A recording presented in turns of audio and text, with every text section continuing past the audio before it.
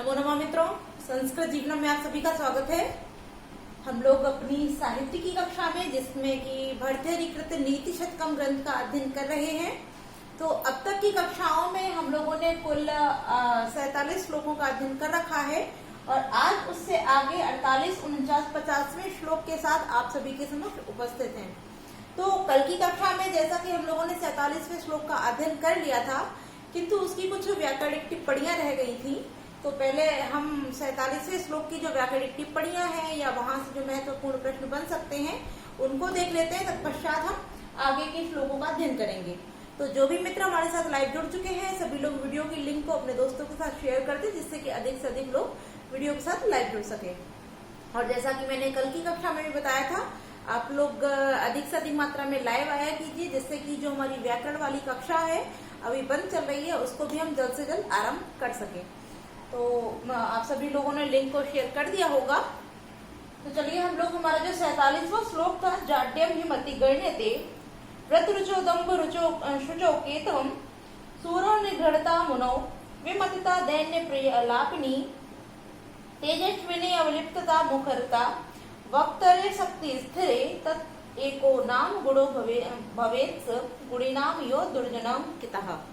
श्लोक का अध्ययन कर लिया था, अर्थ जान लिया था।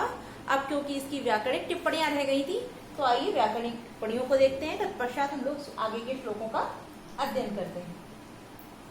तो जैसा कि सबसे पहले लिखा हुआ था उसमें जाड्यम ही मति, तो जो जाड्यम शब्द था, आइए उसकी व्युत्पत्ति देख लेते हैं। तो जड़ धातु के साथ जब हम घे प्रत्यय का, जड़ धातु के साथ जब शय प्रत्यय का विधान करते हैं, तब जाड्यम शब्द हमारा निष्पन्न हो जाता है।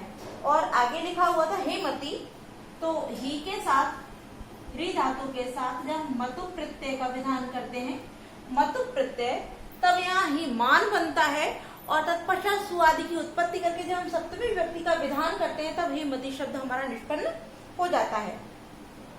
आगे जैसे कि इसमें लिखा हुआ हमारा अगला शब्द है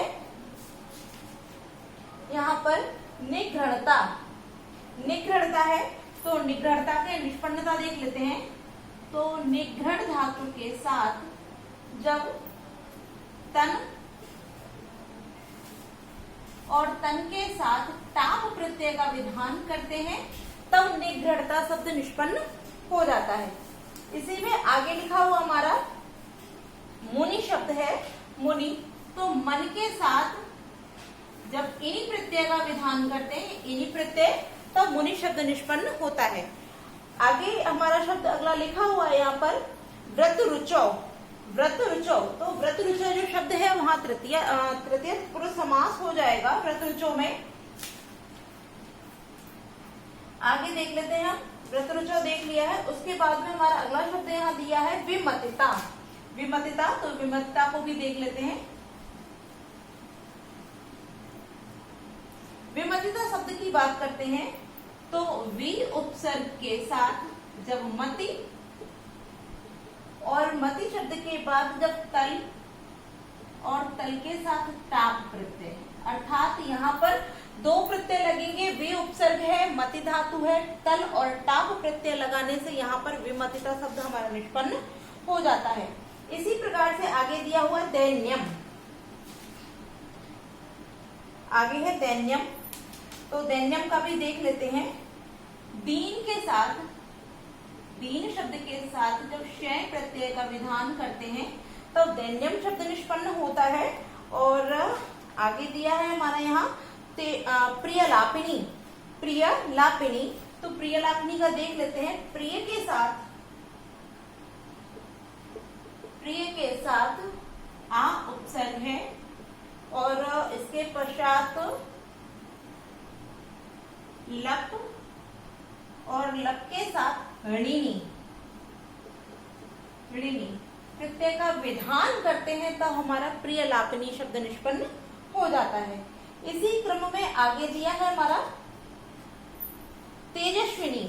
तो तेजस्विनी का जैसे हम लोग पहले देख चुके हैं, तेजस के साथ जब विनी प्रत्यय का विधान करते हैं, तब तेजस्वी शब्द निष्पन्न होता है। और यहाँ पर सप्तम में अधिकरण है, अर्थात सप्तमी व्यक्ति के विधान से तेजस्विनी शब्द निष्पन्न हो जाता है। हमारा सुआदि में उत्पत्ति करके तेजस्विनी शब्द बन जाता है। आगे देख लेते हैं, इसमें एक हमारा शब्द अगला लिखा हुआ है वक्तव्य। तो वक्तव्य शब्द जो है, तो वच धातु के साथ जब त्रिच प्रत्यय का विधान करते त्रिच, तब यहाँ शब्द बन जाता है हमारा वक्तृ। वक्तृ शब्द निष्पन्न होता है, और जब इसमें हम अधिकरणे सप्तमी से सप्तमी व्यक्ति का विधान करते हैं तब यहाँ वक्तरी शब्द हमारा निष्पन्न हो जाता है। तो इस प्रकार से हम लोगों ने इसकी व्याकरणिक टिप्पणियां तो देख ली हैं। अब यदि हम अलंकार की बात करते हैं तो इस श्लोक में जो हमारा अलंकार था वह था समुच्चय अलंकार का प्रयोग इस श्लोक में किया गया है। और छंद जैसा कि आप सभी जानते ही हैं, यह भी हमारा शार्दूल विक्रीडित छंद में ही पाया गया है।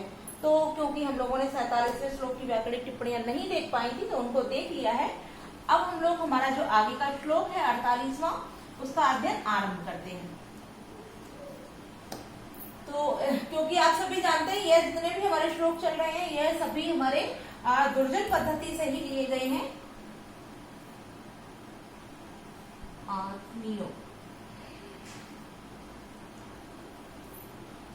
दुर्जन पद्धति के श्लोक ही चल रहे हैं। तो आइए देखते हैं कि आगे के श्लोकों में भर्तृहरि क्या कह रहे हैं। तो आगे बोलते हैं कि लोभश्चेद गुणेन किम पिशुनता यद्यस्ति किम पातकै सत्यम चेत तपसा च किम शुच मनो यद्यस्ति तीर्थेन किम सौजन्यम यदि किम निजै सुमहिमा यद्यस्ति किम मंडनै सद्विद्या यदि किम धनैरपेशो यद्यस्ति किम मृत्युना। अब देखिए यहाँ भर्तृहरि जी कहते हैं कि लोभा चेद, चेद माने यदि, यदि लोभा माने लोभ है, अगुणेन किम, तो जिस मनुष्य में लोभ विद्यमान है, तो अगुण अर्थात गुणों से रहित होना, तात्पर्य जो गुण नहीं है अर्थात दुर्गुण। तो जब जिस मनुष्य में लोभ है तो किम माने क्या आशय अर्थात क्या प्रयोजन है दुर्गुणों का, अर्थात जिसमें लोभ पहले से ही, जिसमें लोभ जैसा अवगुण विद्यमान है तो अन्य किसी दुर्गुण की आवश्यकता ही नहीं है। आगे कहते हैं पिशुनता, पिशुनता माने होती है चुगलखोरी।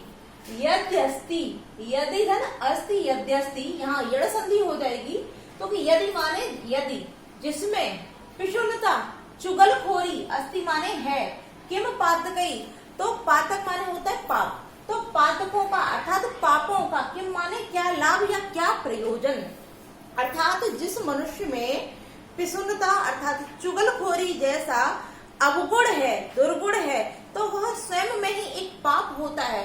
तो जब मनुष्य के अंदर इतना बड़ा पाप है तो अन्य पापों की उसको आवश्यकता ही क्या है।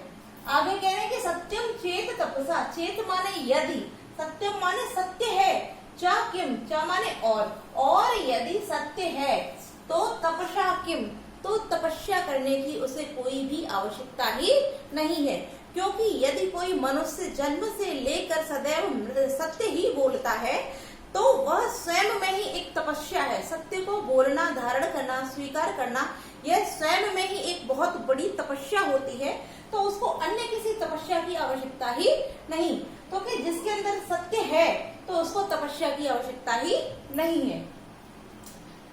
शुचि मनो यद्यस्ति तीर्थेन किम, यदि शुचि मनो, शुचि माने पवित्र, मनो माने मन, यदि पवित्र मन है तीर्थेन किम, तब उसे किसी भी तीर्थ की आवश्यकता ही नहीं है। क्योंकि उसके मन में ही इतनी पवित्रता है जो वह तीर्थों के द्वारा ही जिस पवित्रता को ग्रहण किया जा सकता है, उस पवित्रता का वास तो उसके हृदय में ही है। इसलिए पवित्र हृदय वाले, पवित्र मन वाले व्यक्तियों को तीर्थ की आवश्यकता ही नहीं होती है। आगे कहते हैं कि सौजन्यम यदि किम निजई, सौजन्यम अर्थात सज्जनता, यदि मनुष्य में सज्जनता है तो किम निजई, निजई तात्पर्य आत्मीय जनों का या अपने जनों का, स्वजनों का, किम माने क्या प्रयोजन, तात्पर्य यदि कोई मनुष्य सज्जन है तो उसे अपने स्वजनों की कोई आवश्यकता नहीं। क्योंकि जो सज्जन व्यक्ति होता है उसकी मदद करने के लिए प्रत्येक व्यक्ति सदैव तत्पर रहता है। क्योंकि सज्जन व्यक्ति सदैव दूसरों की सहायता के लिए जिस प्रकार तत्पर रहता है, और जब उस पर कोई भी आपत्ति, कोई विपत्ति आती है तो जो उसके आत्मीय लोग नहीं होते हैं वह भी उसकी सज्जनता के कारण उसकी मदद के लिए सदैव तत्पर रहते हैं। इसीलिए कहा गया है कि सौजन्यम, यदि मनुष्य सज्जन है, सज्जनता है उसके अंदर, तो उसको अपने स्वजनों की कोई आवश्यकता ही नहीं है। सुमहिमा यद्यस्ति किम मंडनई, सुमहिमा यानी कि सुंदर महिमा वाला है, अर्थात अच्छी प्रसिद्धि वाला यदि कोई व्यक्ति है, यदि अस्ति, यदि कोई अच्छी प्रसिद्धि अर्थात विख्यात है, किम मंडनई, तो मंडन माने होता है आभूषण, तो उसको आभूषणों की, किम माने क्या आवश्यकता, अर्थात उसको सजने के लिए किसी आभूषण या किसी सुंदर वस्त्र की आवश्यकता ही नहीं है, क्योंकि जो उसकी ख्याति है वो तो पहले से ही संपूर्ण विश्व में विख्यात है। आगे कह रहे हैं कि यदि सद्विद्या किम, कि यदि मनुष्य में सद्विद्या अच्छी विद्या है तो किम धनई, तो धन का क्या प्रयोजन, तो उसको धन की भी कोई आवश्यकता ही नहीं है। अपयशो यद्यस्ति किम मृत्युना, यदि अस्ति अपयशो, यदि माने है, यदि अपयश, यदि उसका अपयश है, अस्ति माने है, तो किम मृत्युना, तो उस मनुष्य की मृत्यु का भी कोई लाभ ही नहीं है, क्योंकि जिसने कभी भी अपने जीवन में कोई अच्छा कार्य नहीं किया है, जिसकी सभी व्यक्ति बुराई कर रहे हैं, जिसका संपूर्ण जगत में अपयश फैला हुआ है, तो वह तो स्वयं में ही पहले से ही मृत्यु को प्राप्त हो चुका है। केवल उसका शरीर जीवित है, किंतु उस व्यक्ति की ख्याति न होने से वह मरे हुए के समान ही है, तो ऐसे व्यक्ति की मृत्यु का भी क्या लाभ। तो पुनः एक बार देख लेते हैं कि लोभ चेत गुणेन अगुणेन, चेत माने यदि मनुष्य में लोभ माने लोभ जैसा दुर्गुण है, तो अगुणेन किम, तो दुर्गुणों की क्या आवश्यकता है। पिशुन्नता यद्यस्ति किम पातकई, और यदि पिशुन्नता अगर चुगलखोरी जैसा घृणित कार्य करने की उसके अंदर आदत है, तो उसको पापों की भी कोई आवश्यकता नहीं, क्योंकि वह स्वयं में ही चुगलखोरी कर करके पापों को अर्जित कर रहा है। चा चेद सत्यम तपसा चा किम, चा माने और, यदि सत्य है तब उसको तपस्या करने की कोई आवश्यकता ही नहीं है, क्योंकि सत्य स्वयं में ही एक तप के समान ही होता है। आगे क्या है, शुचि मनो यद्यस्ति तीर्थेन किम, और यदि शुद्ध पवित्र मन वाला है तब तीर्थ की भी कोई आवश्यकता ही नहीं है। यदि सौजन्यम किम निजई, यदि सज्जनता है तब उसे अपने आत्मीय जन होने की भी कोई आवश्यकता ही नहीं होती है। और यदि सुमहिमा अच्छी प्रसिद्धि वाला है तब उससे सुशोभित होने के लिए किसी भी आभूषण की कोई आवश्यकता नहीं होती है। सद्विद्या यदि किम धनई, यदि अच्छी विद्या का ज्ञाता है तब उसको धन की क्या आवश्यकता, तब उसको धन की कोई भी आवश्यकता ही नहीं है। अपयशो यद्यस्ति किम मृत्युना, और यदि अपयश है अर्थात उस व्यक्ति का अपयश संपूर्ण संसार में फैला हुआ है, तो वह मरे हुए के ही समान है, फिर उसकी मृत्यु का भी कोई लाभ नहीं होता है। तो इस प्रकार से भर्तृहरि जी बता रहे हैं कि इस प्रकार से यदि कोई व्यक्ति व्यवहार करता है अर्थात अच्छे गुणों को धारण करता है, तो उसको आभूषण, आत्मीय जन, धन इत्यादि की आवश्यकता ही नहीं है। और यदि दुर्गुण उसने पहले से ही पाल रखे हैं तब वह पापों को करे अन्यथा ना करे एक समान है। दुर्गुण हो अन्यथा ना हो, यदि लोभ है तो उसके लिए कोई दुर्गुण की आवश्यकता ही नहीं है। और जिसका अपयश संपूर्ण संसार में फैला है वह तो पहले से ही मरा हुआ है, अब उसकी मृत्यु का कोई प्रयोजन नहीं होता है। तो इस प्रकार से हम लोगों ने श्लोक के अर्थ को जान लिया है। अब यहाँ प्रश्न देख लेते हैं कि प्रश्न किस प्रकार से बन सकते हैं। तो यहाँ जितने भी प्रकारों का अर्थात जितने भी गुण और अवगुणों का वर्णन किया गया, प्रत्येक गुण अवगुण से एक एक प्रश्न बन सकता है। जैसे कि लोभा चेद किम, अर्थात यदि मनुष्य में लोभ है तो किसकी आवश्यकता नहीं है, तो अगुणेन हो जाएगा। इसी प्रकार से यद्यस्ति पिशुनता किम किम, अर्थात यदि उसमें चुगलखोरी है तो किसकी आवश्यकता नहीं है, तो पातकई इसका उत्तर हो जाएगा। उसी प्रकार से यदि सत्य है तो किसकी आवश्यकता नहीं, तब तप हो जाएगा। और इसी प्रकार से जैसे शुचि मनो यद्यस्ति तब किम, तो तीर्थेन हो जाएगा। आगे देखते हैं कि सौजन्यम यदि किम, तब कि यदि मनुष्य सज्जन है तब उसको किसकी आवश्यकता नहीं है, तो निजई। इस प्रकार से अगला हो जाएगा कि सुमहिमा यद्यस्ति किम, तो यहाँ पर अगर मनुष्य की सुंदर महिमा अर्थात सुंदर प्रसिद्धि है तब उसको किसकी आवश्यकता नहीं है, किम आवश्यकता ना, तो कि मंडनई। इसी प्रकार से आगे यदि सद विद्या किम आवश्यकता ना, तो धन ही हो जाएगा। और इसी प्रकार से अंतिम प्रश्न जो बन सकता है कि अपयशो यद्यस्ति किम आवश्यकता न, तो यदि अपयश है तो किसकी आवश्यकता नहीं है, तो मृत्यु ना। इस प्रकार से हमने देखा कि यहाँ 8 जो प्रकार बताए, 8 गुण और अवगुणों का वर्णन किया गया है। तो यहाँ से 8 हमारे प्रश्न वैसे ही बन जाते हैं। अब जैसे कि यहाँ छंद की बात करें तो यह भी हमारा शार्दूल विक्रीडित छंद में ही है। और यदि अलंकार की बात करें तब यह जो श्लोक हमारा 48वां है, यह अर्थापत्ति अलंकार में यहाँ दिया गया है। अब हम देख लेते हैं इसकी व्याकरणिक टिप्पणियां। तो सर्वप्रथम यहाँ लोभ शब्द दिया है हमारा। लोभ, तो लोभ धातु के साथ जब घय प्रत्यय का विधान करते हैं तब यहाँ लोभ शब्द हमारा निष्पन्न हो जाता है। और यदि हम संधि की बात करें तो लोभा चेद अगुणेन हो जाएगा, तब यहाँ पर हमारी चित्त संधि हो जाएगी। और अगुणेन न गुणेन तात्पर्य यहाँ नए तत्पुरुष समास हो जाएगा। आगे देखते हैं, हमारा लिखा हुआ है यहाँ पर पिशुनता। तो पिशुनता शब्द जो है, पिशुन शब्द के साथ जब तल और टाप प्रत्यय का विधान करते हैं तब हमारा पिशुनता शब्द यहाँ निष्पन्न हो जाता है। पातकई शब्द है, इसकी निष्पत्ति देख लेते हैं। तो पत धातु के साथ णिच और णिच के साथ रोल प्रत्यय का विधान करते हैं तब पातक शब्द बनता है। और सुआदि की उत्पत्ति करके तृतीया बहुवचन में यहाँ पातकई शब्द हमारा निष्पन्न हो जाता है। आगे देख लेते हैं, यदि अस्ति हमने बता ही दी, जैसे यदि धन अस्ति, तो यहाँ पर हमारी यड़ संधि हो जाएगी। आगे लिखा हुआ है सौजन्यम, तो सौजन्य शब्द की निष्पत्ति देख लेते हैं। तो सुजन के साथ शय प्रत्यय के विधान से सौजन्य शब्द निष्पन्न हो जाता है। अब यहाँ एक शब्द और लिखा हुआ है सुमहिमा। सुमहिमा बहुत ही मुख्य अर्थात बहुत इंपॉर्टेंट शब्द है। तो महिम शब्द के साथ महत शब्द के साथ महत शब्द के साथ जब इमनिच प्रत्यय का विधान करते हैं तब महिमा शब्द बन जाता है। और सुमहिमा इसका विशेषण यहाँ पर किया गया है। यहाँ हमने देखा पात गई, मंडनई, निगई इत्यादि जो शब्द है तपसा, तो यह तृतीया व्यक्ति में प्रयोग किए जा रहे हैं। और धनय धन अपयशो, यहाँ पर भी तृतीया हो जाएगी, धनय धन अपयशो। और संधि, हमारी संधि की बात करें तब यहाँ पर विसर्ग संधि हो जाएगी। तो हम लोगों ने 48वें श्लोक का अर्थ जान लिया है। यहाँ अलंकार जो प्रयुक्त किया गया वह भी हम लोगों ने देख लिया। अर्थापत्ति अलंकार में प्रयोग है और शार्दूल विक्रीडित छंद प्रयोग है। तो इस प्रकार से श्लोक का अर्थ, व्याकरणिक टिप्पणियां इत्यादि हम लोगों ने देख ली है। अब हम अपने अगले श्लोक 49वें श्लोक की ओर बढ़ते हैं और इसका अध्ययन करते हैं। तो आइए पहले वाचन कर लेते, तत्पश्चात इसके अर्थ को जानेंगे।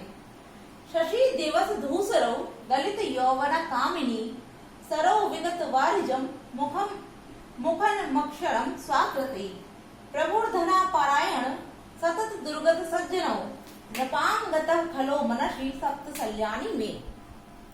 अब यहाँ भर्तृहरि जी बता रहे हैं कि कुछ ऐसी वस्तुओं के विषय में वर्णन कर रहे हैं कि जो उनके हृदय में हमेशा कांटे के समान ही चुभती हैं। कि ऐसा तात्पर्य कि जो व्यक्ति अर्थात जो कार्य नहीं होना चाहिए किंतु वह होता है, तो वो उनके हृदय में अर्थात प्रकृति के भी कुछ नियम ऐसे हैं जिसके कारण जो वस्तुएं उनके हृदय में कांटे के समान चुभती हैं। तो आइए जानते हैं कौन कौन से हैं। तो यहाँ जैसे कि पहले दे दिया सप्त सल्यानी में मनसी, अर्थात मेरे मन में सप्त सल्यानी 7 चीजें कांटे के समान चुभती हैं। अब वो कौन कौन सी हैं तो उसको भी जान लेते हैं। सर्वप्रथम बता रहे हैं कि शशि दिवस धूसरौ, दिवस माने दिन में और धूषण माने क्षीण कांति वाले, कि दिन में क्षीण कांति वाला क्या चंद्रमा, कि जो चंद्रमा होता है वह रात को तो अपनी कांति से सुशोभित होता है, किंतु दिन में क्या होता है उस चंद्रमा की जो कांति होती है, चमक होती है, वो क्या हो जाती है, क्षीण हो जाती है। तो इसी प्रकार भर्तृहरि जी कह रहे हैं कि जो चंद्रमा रात में अत्यधिक सुशोभित होता है वह दिन में पता भी नहीं चलता, अर्थात उसकी जो कांति होती है, चमक होती है, वह समाप्त हो जाती है। तो ऐसा दिन में क्षीण कांति वाला जो चंद्रमा होता है वह चंद्रमा में मनसी सल्यानी, मेरे मन में कांटे के समान चुभता है, अर्थात मेरे मन में कांटे के समान है। आगे क्या बोलते हैं कि गलित यौवना कामिनी, गलित यौवना यौवन माने यौवना, जैसे आप शब्द समझ ही रहे हो कि युवावस्था, और गलत माने नष्ट, कि नष्ट युवावस्था अर्थात युवावस्था से हीन कौन? कामिनी, कामिनी तात्पर्य स्त्री, कि जिसका यौवन नष्ट हो चुका है ऐसी स्त्री। और आगे बताते हैं कि सरह, सरह अर्थात तालाब, किंतु कैसा? विगत वारिजम, वारिज कहते हैं कमल को, कि कमलों से रहित या हीन, सरह माने तालाब, जो तालाब तो है किंतु जिसमें कमल नहीं है, कमलों से हीन जो तालाब होता है ऐसा तालाब। आगे कह रहे हैं कि मुखनम अक्षरम स्वाकृते सुआकृते, सुधन आकृते, यहाँ भी यड़ संधि हो जाएगी। सु माने सुंदर, आकृति माने आकृत अर्थात आकार में, कि सुंदर आकृति वाले व्यक्ति का मुखन अक्षर, मुखनम अक्षरम अर्थात मुख कैसा हो? न अक्षरम, अक्षरों से हीन, कि अक्षरों से हीन मुख वाला, किंतु कैसा? सुंदर आकृति, जिसकी अत्यधिक सुंदर आकृति है किंतु उसके मुख में सुंदर अक्षर नहीं है, तात्पर्य अज्ञानी व्यक्ति, कि सुंदर आकृति वाला तो है किंतु कैसा है? अज्ञानी, कि सुंदर आकृति किंतु अज्ञानी व्यक्ति। आगे कह रहे हैं कि प्रभु धन परायण, प्रभु धन परायण, धन का परायण माने लोलुप या लालची, धन का लालची प्रभु माने स्वामी, कि धन का लालची स्वामी व्यक्ति, जो स्वामी है वह कैसा? धन से लालची, जो धन की धन का लालच करता है, धन लोलुप होता है, तो धन का लालची स्वामी। और सतत दुर्गतः सज्जनों, सतत माने निरंतर, दुर्गतः दुर्गति को प्राप्त होने वाला सज्जना, सज्जन व्यक्ति, कि निरंतर दुर्गति को प्राप्त होने वाला सज्जन व्यक्ति। और आगे कहते हैं कि नभ आंगण गतः फलः, नभ राजा के आंगण, आंगन में, गतः माने पहुंच रखने वाला या जाने वाला, फला माने दुर्जन व्यक्ति, अर्थात ऐसा दुर्जन व्यक्ति जिसकी पहुंच कहाँ तक है? राजा के समीप तक, राजा के पास तक जिसकी पहुंच है, ऐसा दुर्जन व्यक्ति। एतानी शब्द अर्थात ये सभी सात, में मनसी मेरे मन में, सल्यानी कांटे के समान है, अर्थात ये सातों चीजें क्या है? मेरे मन में कांटे के समान है, तात्पर्य ये सभी चीजें मेरे मन में कांटे के समान चुभती हैं। पुनः एक बार देख लेते हैं कि दिन में क्षीण कांति वाला जो चंद्रमा होता है, ऐसा चंद्रमा अर्थात जो चंद्रमा रात्रि को इतना आनंद देता है जिसको देखने में दृष्टि कभी भी भरती नहीं है, अर्थात इच्छा करती है इसको और अधिक देखते रहें, किंतु जब वही चंद्रमा हमको दिन में दिखाई देता है तो आपको एक क्षण के लिए भी प्रसन्नता नहीं होती है।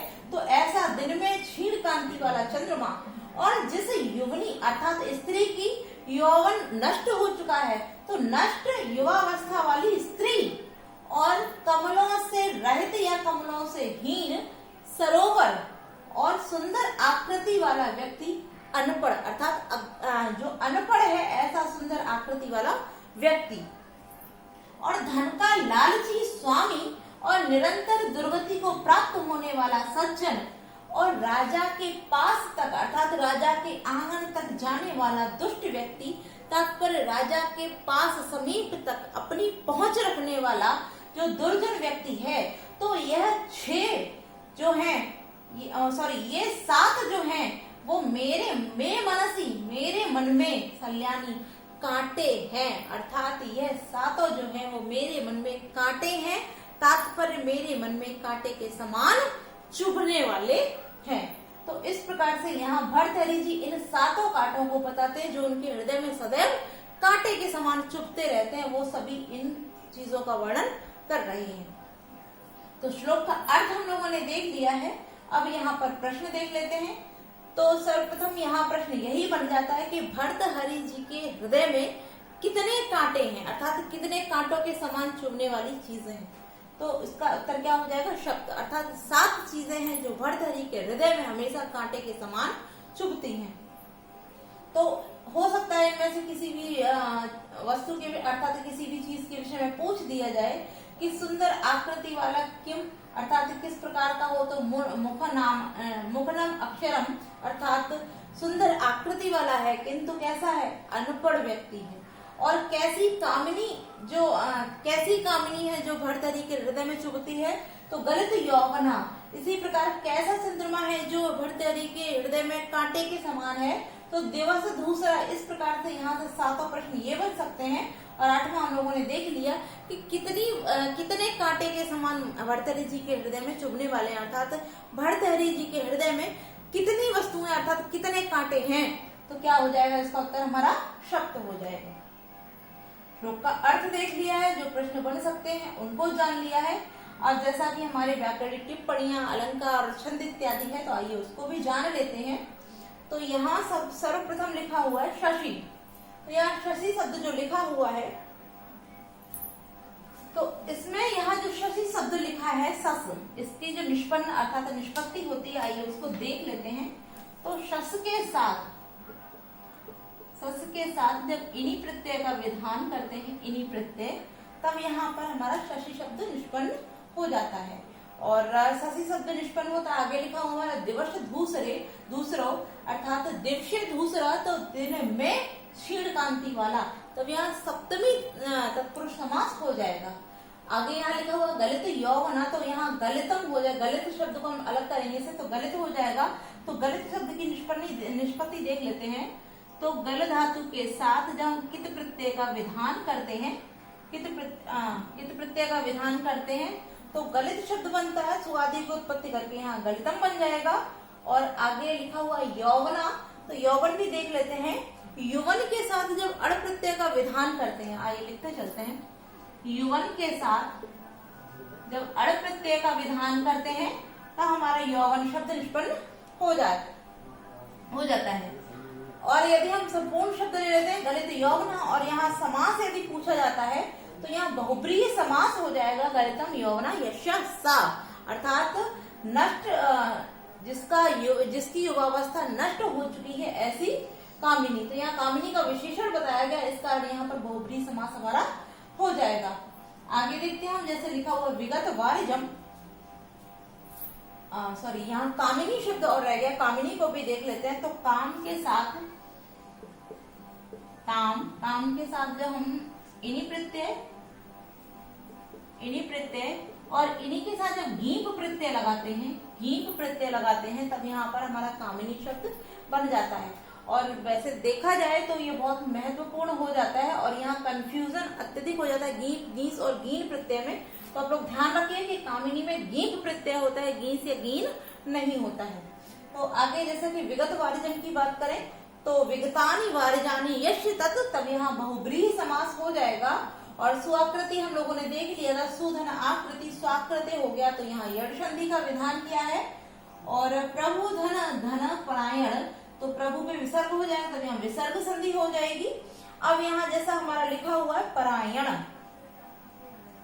यहाँ परायण शब्द जो लिखा हुआ है, अगर परायण शब्द की बात करते हैं, तब यहाँ अगर समास पूछा जाता है कि परायण शब्द में समास कौन सा है, तब यहाँ कर्मधारय समास हो जाएगा। किंतु यदि धन परायण शब्द पूछा जाता है कि यहाँ समास कौन सा होगा, तब यहाँ पर हमारा बहुब्रीहि समास हो जाएगा।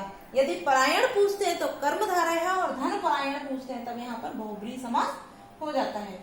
आगे लिखा हुआ है दुर्गतः, तो दुर्गति की भी देख ले। दुर्गतः यहाँ कर्मधारय समास हो जाएगा। दुष्टः गतः अर्थात दुष्टा गति अर्थात दुर्गति, तब यहाँ कर्मधारय समास हमारा हो जाता है। नृप अंगण गतः, तो नृपांगण यहाँ दीर्घ स्वर संधि हो जाएगी। और ये बहुत सिंपल सी संधि है, तो आप लोग यहाँ पहचान सकते हैं। और मनसी शब्द जो हमारा है वो सप्तमी विभक्ति में यहाँ प्रयोग किया गया है, कल आप जानते ही हैं। और सतत दुर्गति शब्द की बात करें, तो यहाँ अगर समास देखते हैं, तब यहाँ पर भी बहुब्रीहि समास दिया गया है। और नृपांगण, नृपस्यांगण, नपांगण, अर्थात यहाँ पर षष्ठी तत्पुरुष समास का विधान किया गया है। किंतु जब हम 49वें श्लोक में छंद की बात करते हैं, तो इसमें पृथ्वी छंद प्रयोग किया गया है। और अलंकार की बात करें, तो यहाँ दीपक अलंकार और साथ ही साथ समुच्चय अलंकार, दोनों ही अलंकार यहाँ पर देखने को मिलते हैं। अर्थात इस श्लोक में समुच्चय अलंकार और दीपक अलंकार दोनों ही समास वो अलंकार हमको देखने को मिलते हैं। और पृथ्वी छंद में यह हमारा कहा गया है। और पृथ्वी छंद का वर्णन जैसे कि पहले हो चुका है, तो वहां हम लोगों ने जान लिया था इसका लक्षण। तो आइए हम लोग हमारा जो अंतिम 50वां श्लोक है इसको भी जान लेते हैं। तो यहाँ भर्तृहरि जी कहते हैं ना कश्चित चंड कोपा नाम आत्मीयो नाम भूभुजाम होदारमपि जुवान स्पष्टो दहति पावकः।